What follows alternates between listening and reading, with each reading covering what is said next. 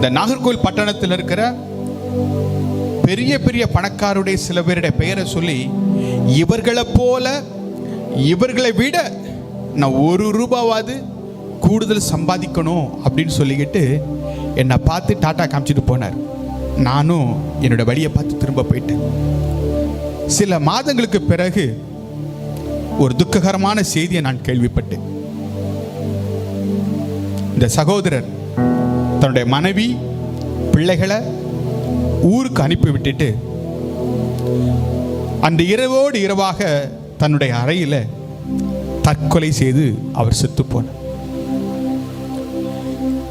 என்னுடைய இருதயம் அப்படியே சுக்குநூறாக உடைந்து போயிட்டது. ஏன் இவ்வளவு ஆஸ்தி, பணம், வசதி எல்லாம் இருந்தும் ஏன் இவர் சாக வேண்டும்? இந்த கேள்வி என்னை விட்டு மாறவே இல்லை. ஏன் ஏன்கிற கேள்வி